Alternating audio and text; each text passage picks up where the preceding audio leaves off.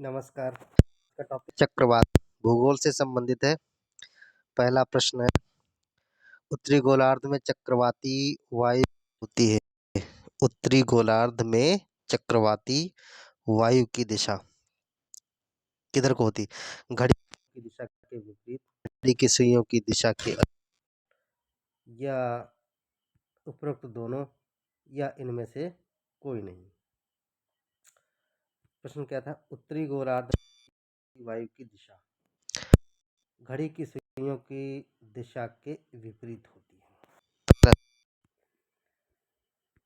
चक्रवात में वायु प्रवाह की दिशा उत्तरी गोलार्ध में घड़ी की दिशा की सुइयों की दिशा के विपरीत होती है और दक्षिणी गोलार्ध में घड़ी की सुइयों की दिशा के अनुकूल होती है। दक्षिणी में क्या होगा? अनुकूल रहेगी। उत्तरी गोलार्ध में क्या रहेगा? विपरीत रहेगी। अगला, निम्न में से कौन सा चक्रवात फिलीपींस से संबंधित है? फिलीपींस से संबंधित चक्रवात कौन सा है? Typhoon, hurricane, willy, baguio. Philippines में जो चक्रवात आते हैं उससे संबंधित है कौन सा रहेगा?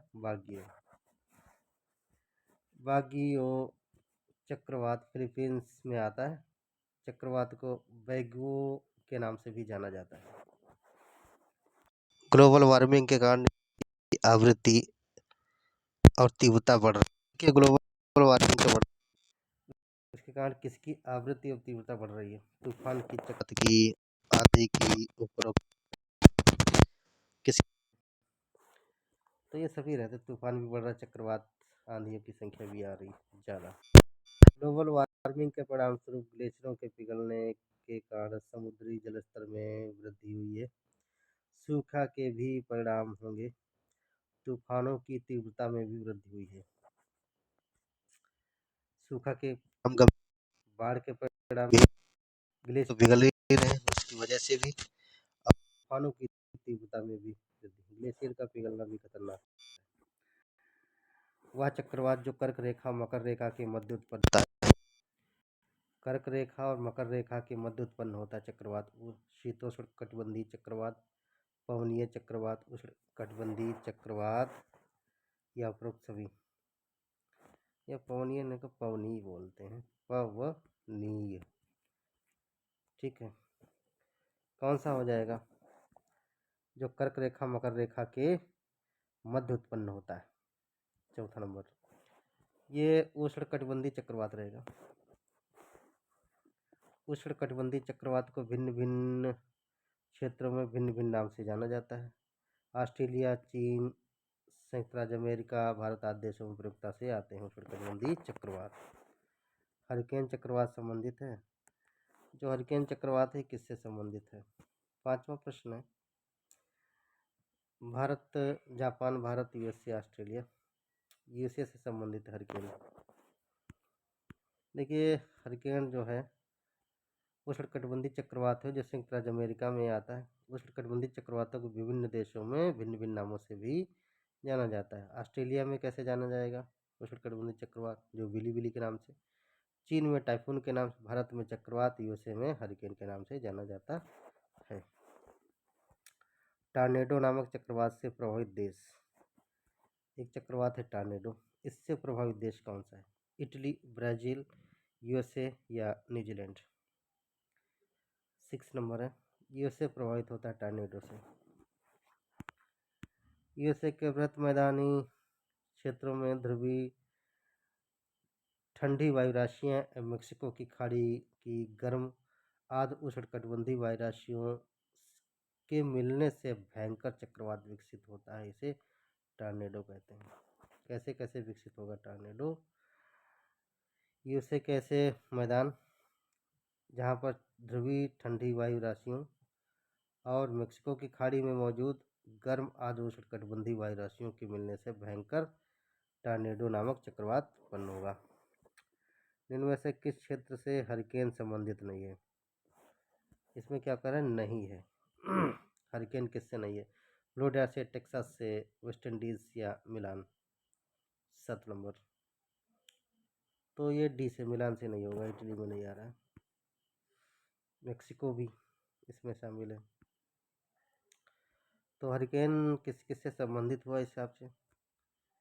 फ्लोरिडा से, टेक्सास से भी है, वेस्ट इंडीज़ में भी आ जाएगा, और मेक्सिको में भी, मिलान में नहीं है, इटली में। अगला फुजिटा स्केल टार्नेडो का है। देखिए टार्नेडो को फुजिटा स्केल से मापते हैं, और हरिकेन किस स्केल से माप देंगे? साइक्लोपेन, साफिर सिम्पसन, रिक्टर पैमाना, बैरोमीटर। साफिर सिम्पसन।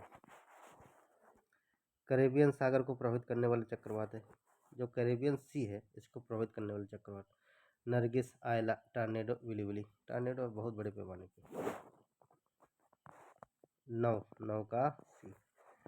टार्नेडो यद्यपि समस्त उष्ण उपोष्ण कटिबंधीय में आते हैं, परंतु कैरेबियन सागर और अमेरिकी क्षेत्रों में टार्नेडो बहुत प्रवणता से आते हैं, बड़े पैमाने पर। केवल कुछ चक्रवात ही, यहाँ पर कथनों को सही उत्तर देना है। केवल कुछ चक्रवात ही केंद्र में वाताक्ष उत्पन्न करते हैं। जेट प्रवाह केवल उत्तरी गोलार्ध में आते हैं। चक्रवात की वाताक्षी के अंदर का तापमान आसपास के तापमान से लगभग 10 डिग्री सेंटीग्रेड कम होता है। इसके बारे में बताना है। 10वां है, इनमें से कौन सा सही होगा? केवल एक, केवल दो और तीन, केवल एक और तीन। देखिए पहला ही सही होगा, केवल एक। केवल कुछ चक्रवात ही केंद्र में वाताक्ष उत्पन्न करते हैं, सारे नहीं उत्पन्न करते। जेट प्रवाह पृथ्वी की सतह से 5 से 9 मील ऊंचाई पर सामान्यतः पश्चिम से पूर्व में दोनों गोलार्धों में बहने वाली तीव्र हवा है। कूट मिलान करने हैं, पहले में सूची और दूसरी सूची है, कौन सा सही होगा? ऑस्ट्रेलिया के सामने हरिकेन है, चीन के सामने विली है, भारत के सामने टाइफून है, यूएसए। कौन सा होगा इसमें? देखिए ऑस्ट्रेलिया तो विली से हुआ, ठीक है। भारत में चक्रवात हो गया, चीन में क्या हुआ? टाइफून हो गया, यूएसए में हरिकेन हो गया। तो चेक कर लीजिए कूट कौन सा सही होगा। कौन सा नंबर है ये? नंबर है 11वां। 11वें का कौन सा सही होगा? तो इस हिसाब से बी आ रहा है। ए का 2 बिल्कुल है, ऑस्ट्रेलिया का विली हो जाएगा, और बी नंबर सही आ रहा है इसमें।